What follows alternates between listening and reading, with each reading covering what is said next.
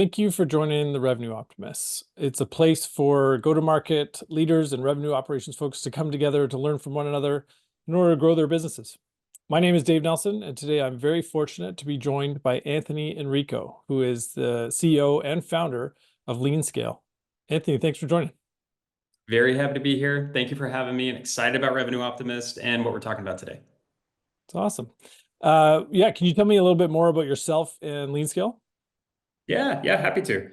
So a little bit about me, founder, CEO of LeanScale, like you mentioned. And before LeanScale, I ran revenue operations for 3 VC-backed high-growth startups. One of them had a really, really successful exit. The company was called Emailage. I still have my deal trophy here today, so very proud of that run. And before that, I had a really eclectic background in go-to-market roles. So marketing, sales, customer success. And I got the opportunity to experience go-to-market on the front lines, and has really given me a good chance to have empathy for people in the field as we build out holistic RevOps. I've been having an amazing time building LeanScale, and we've had a great opportunity to work with Series A through C VC-backed startups, and seeing go-to-market motions in a variety of ways, and seeing RevOps at that bird's eye view, and bringing all those best practice to our customers. So you said that you're helping kind of high growth companies. What are you helping them with? What are the typical kind of engagements that you guys work on? Yeah, so we really focus on full stack RevOps. So when I say that, it's anything from planning, growth modeling, building out the processes across sales, marketing, customer success, and partnerships, owning the entire tech stack, which is getting ever more complex, especially with the introduction of so many Gen AI platforms that are coming into play too. And really making sure that we are embedded with our customers to help them get to their next phase of growth. Nice.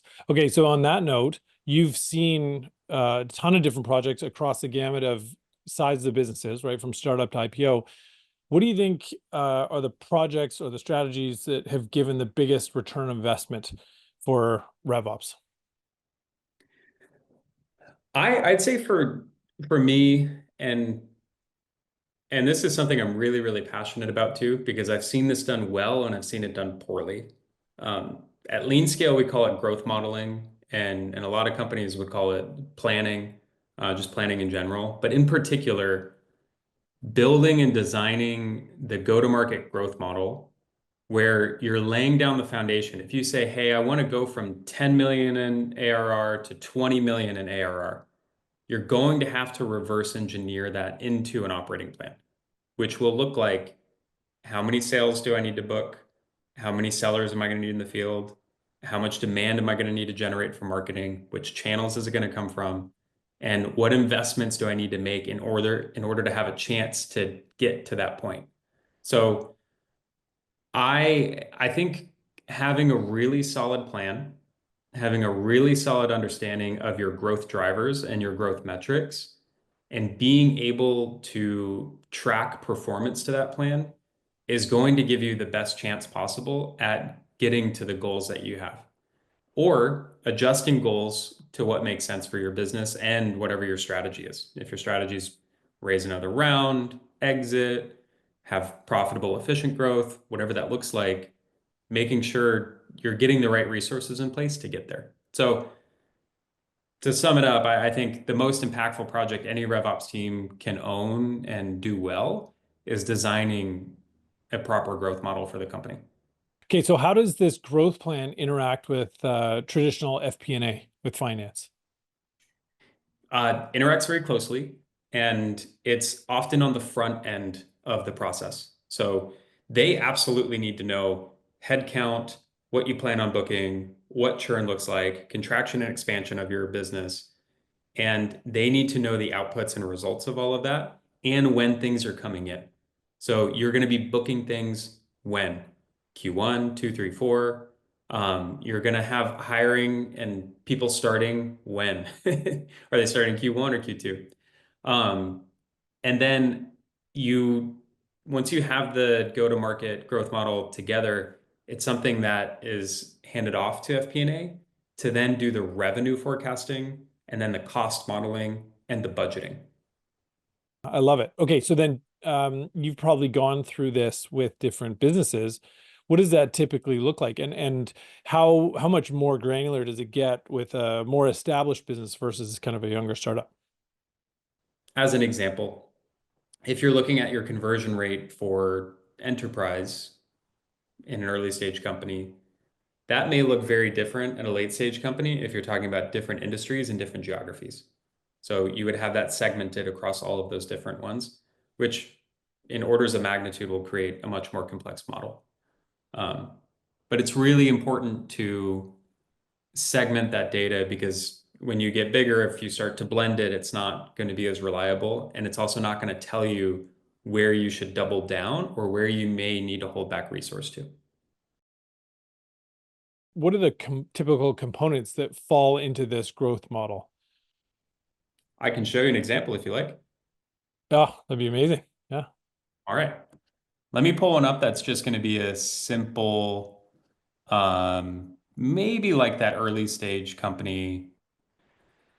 So you may, this is dynamic, so we can change this a little bit. Maybe we're going from 12 million to 20 million. So that's going to change the results of what your outputs would be. Okay. Typical where you're going to start is just a entry run rate and then an exit run rate. So most Okay. companies, if you're in B2B SaaS, you're going to be evaluated on your ARR. So using that as your kind of top-down metric would be really ideal.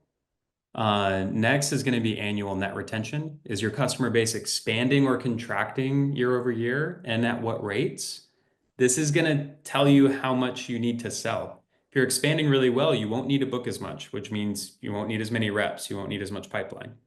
If you're Yeah. contracting, you're going to need to outsell the churn that you're having. So we'll have to account for that in the model. Conversion rate is a big one. Most B2B SaaS, sales led, you're going to be keying in on sales qualified lead or sales qualified opportunity to close one. That's going to be a golden metric to see, okay, when we create pipeline, how often do we convert this? Sales cycle is going to be huge. And I think this is one of the most overlooked aspects of a growth model. So if you're looking at, over here would be the results.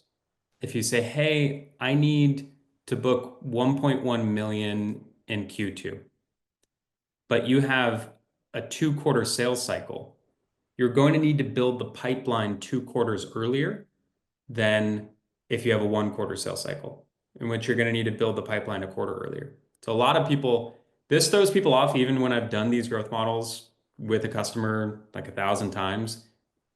They typically get thrown off by the timing component of what their sales cycle is. So knowing your I sales believe it. cycle is Yeah. super important. Um, so if you change this to make it, a little bit quicker, well, then that'll lower the pipeline demand that you need in that earlier stage. Gotcha. Nice. So these are some of the main components. I think seller quota expectations, sales ramp time, same thing. How long does it take a seller to ramp? Yep. It's not going to be quicker than your sales cycle. I think oftentimes people think, oh, how long does it take for them to train on my product and then like get out and start having meaningful conversations? But it's really how long does it take for them to start hitting their full quota?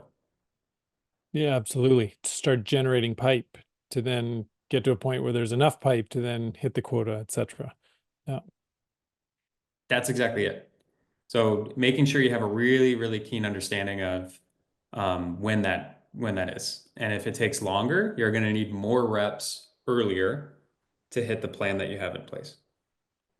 So this is Amazing. is just a simple example of a growth model, but you can see where this could get really, really complex. You'd maybe have a version of this per segment. You'd have different conversion rates per segment. You'd have different rep profiles per segment, different marketing engines per segment. And then also mapping out your product-led growth motion would look a lot different too. But just to start getting the gears turning on what it could look like. That's great.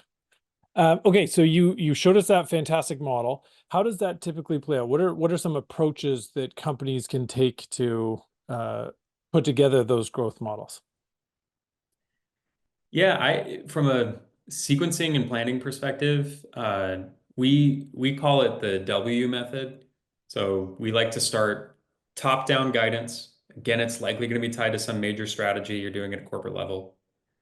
Kick that top-down guidance to your RevOps team to come up with a bottoms-up plan for that. Then you're going to have a top-down review where they're likely going to say, hey, can we do this for less? Or push, Yeah, can we go a little bit more? And yeah. then you go, okay, well, if you want to stretch, here's the ways we can do it. And then final top-down approval and say, all right, these are the bets we're making. This is what we're going to go do. So, and that can typically take, if you're moving quick, could be a 30-day process. Sometimes it takes a team a good quarter to get something done.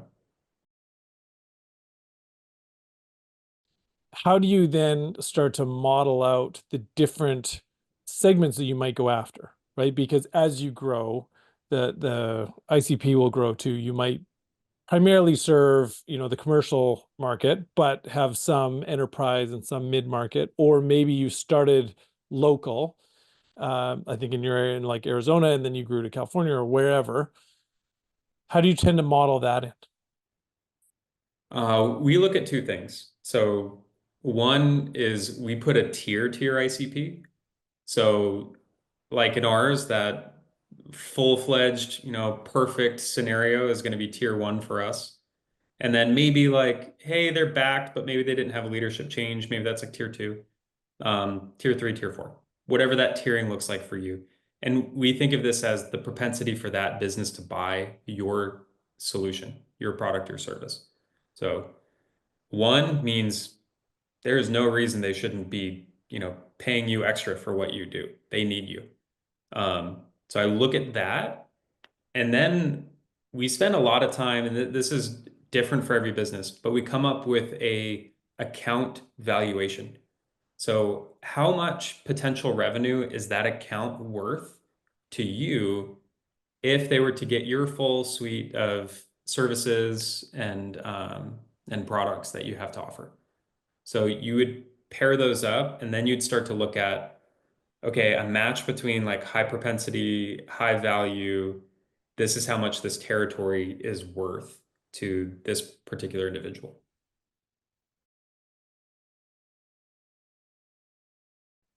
What are some of the pitfalls that you've seen when you're creating territories, when you're doing that kind of sales planning? Do you see like account conflicts, or how do you typically recommend dealing with that kind of thing?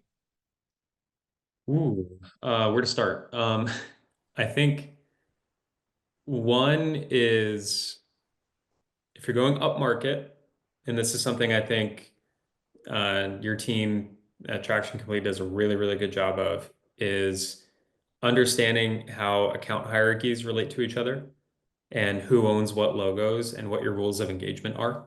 So, if you're looking at, I don't know, an enterprise company and they have multiple subsidiaries, what are the rules? Do you put the subsidiary in another territory? Do you have one account rep own the entire thing? Do you have a top-down approach? Do you have a bottom-up approach?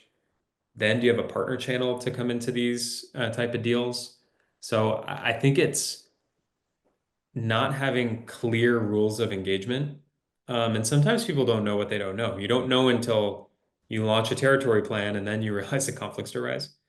But that tends to be one of the biggest ones. What are the other uh, biggest misses that you see in RevOps today when you're working with customers? So account hierarchy.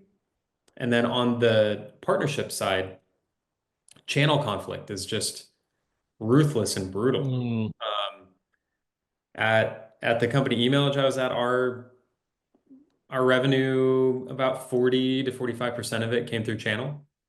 mm. And there were endless times where you're coming into a deal from a channel partner when somebody on the direct sales team is already engaged with that deal as well.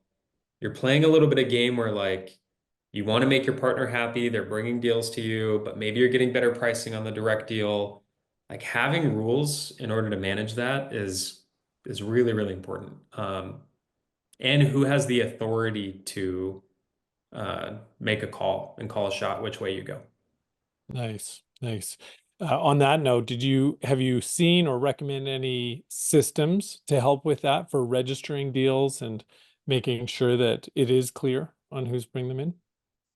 Yeah, Partner Stack is a really good one. We've used Partner Stack with a couple of our customers where you can register the deal.